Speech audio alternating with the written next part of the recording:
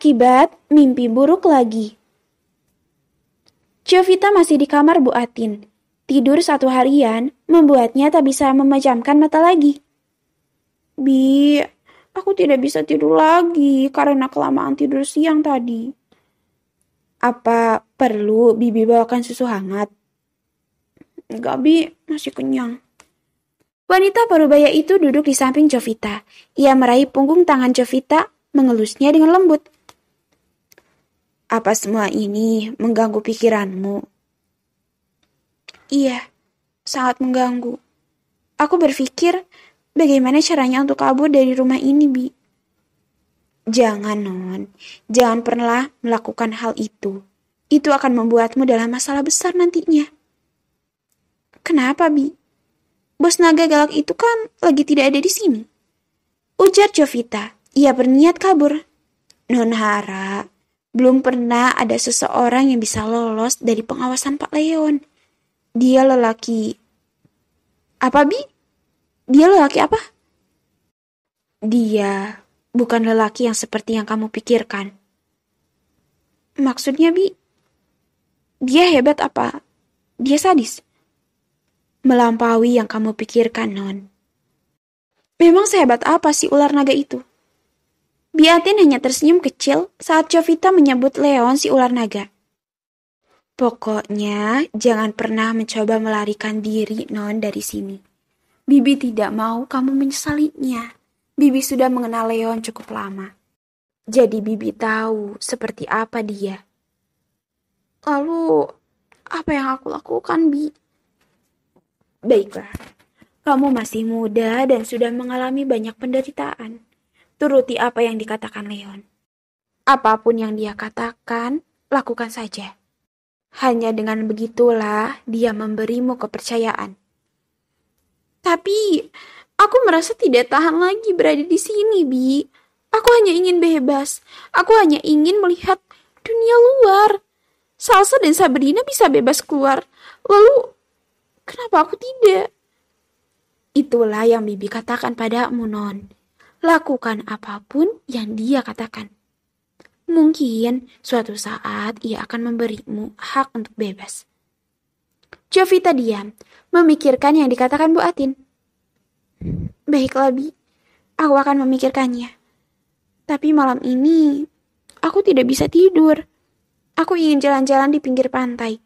Setelah itu, aku akan tidur di sisi dengan Bibi. Jangan, Non. Besok pagi saja Bibi temani jalan di pantai. Sekarang coba rebahan saja. Di sisi lain, malam itu, waktu sudah menunjukkan pukul 24.00. Leon merasa sangat tersiksa.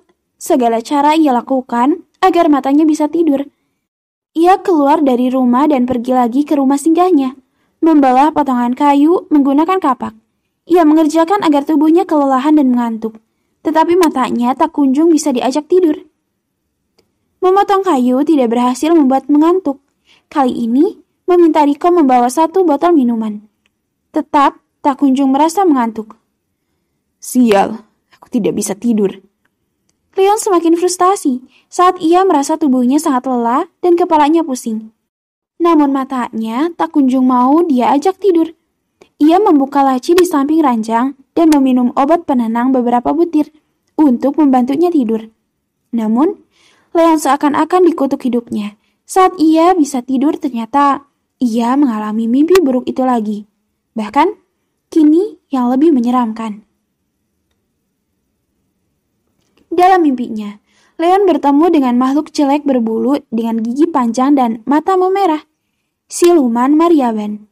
Makhluk mitos yang pernah ia ceritakan untuk menakut-nakuti Jovita Hara saat mereka dikejar musuh di dalam hutan. Kini, makhluk itu seakan-akan nyata di hadapan Leon. Makhluk itu menatapnya dengan buas. Mulutnya penuh dengan darah. Dalam mimpi Leon, makhluk itu memakan tubuh manusia yang pernah dibunuh Leon. Tubuh-tubuh yang tak bernyawa yang dihabisi Leon tergeletak di tanah dan dimakan satu persatu oleh makhluk yang menyeramkan itu. Tetapi, yang membuat Leon lebih ketakutan lagi saat seorang gadis kecil berdiri di hadapan makhluk menyeramkan itu. Hanya melihat makhluk itu dengan tenang. Tak ada rasa takut, seolah-olah Ia menyodorkan dirinya untuk jadi santapannya. Jangan lakukan itu. Menyingkir dari sana, teriak Leon dari belakang. Saat gadis muda berpita merah, berambut panjang itu menoleh ke belakang itu adalah Jovita kecil. Ah! Leon berteriak dan terbangun. Tubuhnya basah kuyup karena keringat. Leon duduk, dadanya naik turun, dan napas terengah-engah. Seolah-olah ia berlari puluhan kilometer. Ia merasa sangat capek. Kerongkongannya terasa sangat kering. Meraih gelas di atas nakas, meminumnya sampai tandas. Ia berdiri dan melihat jam. Sudah pagi. Dengan tubuh sempoyongan, ia mengamuk karena sepanjang malam itu, dia mengalami mimpi buruk yang terasa begitu nyata. Apa salahku, ha? Kenapa kalian menghukumku seperti ini? Kenapa? Leon berteriak, marah di depan patung yang ia letakkan di sudut kamarnya. Ia menggila, melemparkan semua barang-barang di dalam kamar. Aku tidak pantas dihukum seperti ini. Aku juga terluka. Teriaknya lagi. Mendengar Leon berteriak marah, semua anak buahnya termasuk Tony, mereka semua berlari, menenteng pistol menuju kamar sang bos, dan berdiri di depan pintu. Aku selalu melakukan ritualku untuk kalian. Lalu kenapa aku dihukum? Kenapa harus wanita itu yang kalian bikin alat untuk menghukum? Aku akan membunuhnya biar kalian puas. Prang! Leon menghancurkan lemari kaca di kamarnya, hingga melukai lengannya. Tony mengangkat tangannya, meminta rekan-rekannya mundur. Ia tahu Leon marah pada siapa. Biarkan saja, kalian boleh mundur. Tony dan Rico saling menatap dan memilih berdiri tak jauh dari kamar Leon. Mereka tahu apa yang terjadi pada Leon. Mereka berdua hanya diam, seolah-olah sudah tahu apa yang akan terjadi selanjutnya. Jika Leon mengalami mimpi buruk dan tidak bisa tidur, biasa akan ada pelampiasan kemarahan. Saat Rico ingin turun, Tony menggantinya. Biar saya saja, bro.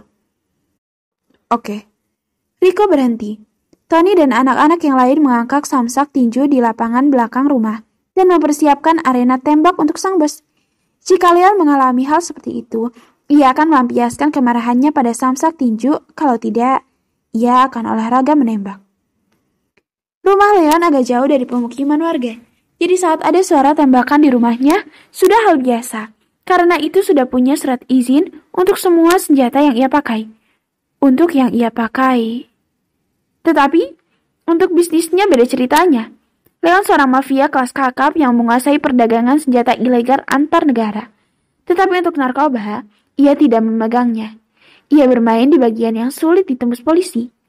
Leon memiliki banyak ladang bisnis yang membuatnya kaya raya. Saat ini, Leon selonjoran di lantai, merasa sangat pusing. Matanya melirik jam di dinding pukul 5.00 WIB.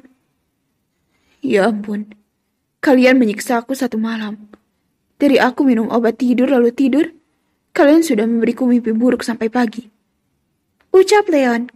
Ia menatap patung itu dengan tatapan sinis. Kenapa harus dia? Tanya Leon, meraih ponselnya dan mengusap lehernya. Hal yang pertama yang ia lihat, kamar Jovita. Matanya semakin melotot saat tidak ada Jovita di kamarnya. Ia melihat jam, semakin murka karena malam itu Jovita tidak ada di kamarnya. Ia mengecek semua sudut rumah, tetapi Jovita tidak kelihatan. Ia tidak melihat Jovita di kamar Bu Atin, karena di sana tidak ada CCTV-nya. Oh, jadi kamu mencoba melarikan diri, anak kecil? Saya akan mematahkan kakimu, Jovita, agar kamu tidak tahu bagaimana caranya kabur. Ujarnya marah. Karena Leon mengecek semua sudut rumahnya dan tidak menemukan Jovita. Ia tidak tahu kalau Jovita tidur di kamar Bu Atin. Ia menelepon anak buahnya yang ada di Jakarta. Cari Jovita sampai ketemu. Bawa dia ke sini.